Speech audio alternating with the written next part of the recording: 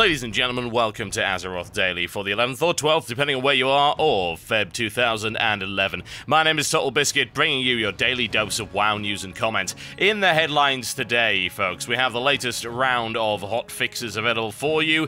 You can expect quite a lot of these over the next few days as they try to fix everything that's broken with patch 4.0.6 and indeed 4.0.6a. Yes, they have just put in yet another very rapid patch. So they did buff Death Knights a little bit, and they've also buffed Bears. Mangle and Maul damage has been increased by approximately 10%. There are a whole bunch of changes, so I recommend that you go and read them. Description has the link below this particular video. Also, if you're a new player, you might be interested to know that their latest new player tips feature involving the community is out, and it's in regards to guilds. So if you need any tips about setting up a guild, then that will be the place to go. Go check out the link in the description below this video. And quite a few very useful comments there. Yes, indeed. A little bit better than the forums. That's always a good thing. Speaking of the forums, we've got a poll right here, which is indeed in regards to various different guilds and the way that they're set up. So if you want to go and vote and let your voice be heard on what type of guild you're actually in or which you are not in, you can go do so over on the US forums. Simca over at MMO Champion has some great information if you're having trouble getting hold of Tolvir and Nerubian artifacts in archaeology. There have been several new sites added for Tolvir and a few for Nerubian as well, and the table you can see right there, but go check it out over on MMO Champion, and I would recommend that you go and read the full post from Simca because it is immensely useful. And with that, it's time for your Daily Blues. Konduju seems to believe he's smarter than he really is by suggesting that heroic gear should drop randomly instead of fixed, and apparently that would solve a ton of queue problems. As to how it would solve a ton of queue problems, he doesn't actually bother to explain, and Bashiok responds by saying that, well, that's kind of the point of Justice and Valor points, and they have no intention of changing it around to the way that Diablo 2 was done. And honestly, I don't really blame them. LF3 bail run. Humpty seems to have forgotten his manners, as well as his brain and indeed punctuation, as he goes on to complain about the balance in lower levels, and decides it's a very good idea to claim that Blizzard have no intelligent people actually working for them. Bashiok responds by saying that the designers do actively look at the lower level balance to try and ensure that those who play in those brackets are having a good and balanced time, and then proceeds to ban the OP for a month for insulting everybody that works at Blizzard. Personally, I would have made it a year. You know, nothing wrong with that. Clear some idiots off the forums. We certainly have enough of them.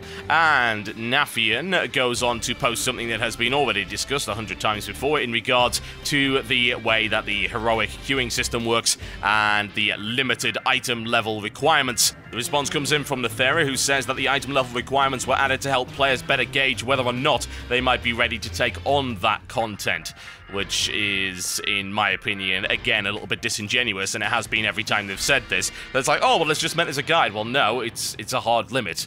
You can't have both. I'm sorry, you just can't.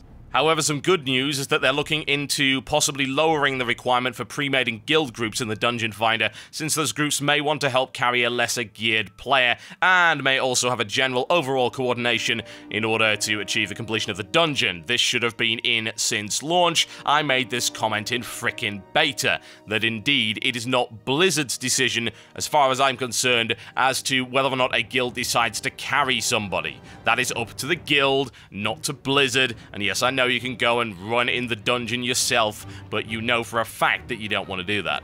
Anyway, it's good that they're at least looking into that. And with that, it's time for your daily grind. After completing the first part of the Pamela Redpath chain over in the Eastern Plaguelands, you get another quest from the Armorer in order to go and see a rather suspicious Night Elf who just turns out to be a little bit sneaky and is looking for your help in clearing out some of the undead. Now, the interesting thing about this quest is that you go and grab some control rods in order to shoot down some of these floating plague spreader things. And the cool thing is that when they land, they actually form impassable terrain. Now, as far as I'm concerned, that's a great use of phasing in order to achieve the illusion of an actual physics engine. I'm a big fan of that. That's really, really cool indeed. And with that, it's time for your weekly feature. Yes, indeed, folks, it is Postcards from Azeroth. Now, for this week's theme, I asked you to show me what exactly you miss about Northrend. 12 shots here, and the first one comes in from Derek Swimmer, who misses the Caverns of Time Stratholme. Apparently it was nice to go into Stratholme before it was destroyed by the undead. Yes, it was, until you went in there about 5 million frickin' times. As far as I'm concerned, that was one of the worst dungeons in the entire, and I do mean the entire expansion. Whatever the case, I adore the shot because the entrance to that particular dungeon is just so fantastic. This one comes in from Marios, who says they're Frogger Hallway and the nubs that would fail on it. Yes, do I miss the one and only place in Naxxramas that could actually kill you? Yeah, I suppose I do. Martin Smith right here, Gundrak, and the fact that it never actually became the raid it was supposed to. It is a really nice area, isn't it? Very, very cool design to it, and yeah, it's a shame that more wasn't done with it. Bobby Osia says, Sholazar Basin, that is all, and I don't really disagree. Easily one of the best, if not the best, zone in the entirety of Wrath of the Lich King. Alicia comes in with this one. It's the view flying out of Dalaran. Yes, indeed, it is quite spectacular. And Mateus brings us this one, which is the Frozen Battle in the Sons of Hodir area. Yeah, that was a very cool element. I did like that an awful lot. Daniel comes along with this one, which is the Bronze Dragon Shrine, and is reminded of the fact that it's the only place you get to see your future self calling you a noob. I suppose that is indeed very, very true, and this one I really cannot fathom. It comes in from Mark, who says, I miss raiding Naxxramas. Why? Why do you miss raiding Naxxramas? Old Naxxramas, I can certainly understand, but that... No, go away. Well, each their own, I guess. You're crazy. Daniel Earhart comes in with this one. He misses the Stormwind Park, the life and color of an otherwise mundane city, and now it's all burnt to the ground, baby. Yes, indeed it is. There you go. Chris Myers comes in with this great shot, which is the Violet Hold as seen in the early alpha, which oddly enough looks significantly more interesting than the final version. And this one comes in right here from Valio Georgiev, who really misses the Kalawak. Yes, they were a fairly awesome race, and the fact that they were not playable, I think, is rather disappointing. Who the hell wanted goblins? We could have had the damn Kalawak. Yes, indeed. They could have had a fantastic set of racials. I am the Walrus Gugugajube. And the winner, ladies and gentlemen, it's got to be this one right here, which is from Olivia Horrendous White Way. What a great name. It's Dragon Blight, specifically the Mass Dragon Graveyard. I just like the way that this shot is composed. Look at it. It's absolutely fantastic. And yes, indeed, the Wormrest Temple is one of the most amazing areas in Northrend. And for all of its problems, I think we can safely say that Northrend did have some very cool areas indeed. And with that, it's time for the mailbox.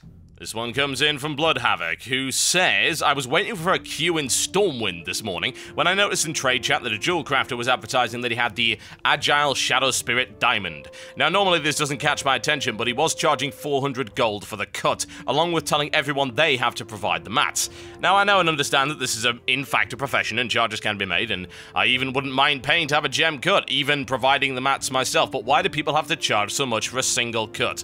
Asking for the person to provide the mats themselves. I can see 100G, even 150 for a cut, but 400 is just way too much, especially if the one wanting the cut already has to pay up to 200 gold for the base gem anyway. Do you think that this is overcharged for providing the mats to the profession, or do you think that they should think about lowering their prices? I just wanted your insight. No, they should price it as high as the market will bear. That's the way that it should actually operate. Bear in mind that if someone's charging 400 gold for a cut and they're actually being taken seriously and getting business, then it must be an incredibly rare cut. It's not remotely surprising. I saw stuff back in BC that charged that for like an enchant on the really rare stuff and things like that. In fact, I'm fairly sure that I have actually seen that back in vanilla. And bear in mind that gold used to be worth way more back then. It's always the way. When there's something rare that is desirable that very few people have, then yes, it will be very expensive. You'll be paying a premium. There's a massive amount of diminishing returns on that. But bear in mind that eventually, people will actually be able to make this cut and the price will go down. The guy is only making as much money as he can while he can. And because he has something that is rare, and because people are willing to pay that price, then yes, he should absolutely charge what the market will bear. Why would you cut your price if you're already getting sales at that price? That doesn't make any sense. It's not about fairness, it's about capitalism. That is what it is all about. That is the nature of the game itself. If something is rare and desirable, then yes, you can charge a premium for it. Hell, it's a rare meta. I'm fairly sure that back in Wrath of the Lich King, and indeed in TBC, there were some rare metas going for fairly similar prices. It's not unusual. Again, if you are not willing to bear the cost of it, then just wait. And usually someone in your guild might get a hold of it, and then you won't have to worry about actually paying costs on it at all. I think there's a misconception about the idea of fairness when it comes to the market. Fairness is irrelevant in WoW. You make as much money as you can. That's the way of it. You know, it's a game, and selling is also a game. It's about setting prices and making as much money as you can with as minimal investment as possible. Again, that's what some people actually find a lot of fun out of. I did it with enchanting for about 6 months in Wrath, and I loved it. Hell, that was probably the most fun I even had in Wrath. So, yeah, don't begrudge somebody for doing that. If he's able to make that money, then there you go, more power to him. This question comes in from Anonymous, who says, a question for you regarding raid rolls. Recently, there was a conversation in my guild chat regarding the level of difficulty associated with tanking, healing, and DPS. This discussion, and I use the word discussion quite loosely as it soon devolved into something rather nastier, hinged on the argument that tanking and healing are inherently more challenging roles than dealing damage. As a full-time healer, I know as well as anyone that it is often a very thankless job, and one hears similar comments from the tanking community. However, I do fear that both groups tend to overcompensate for this fact and collectively pat themselves on the back in a way that I don't much care for.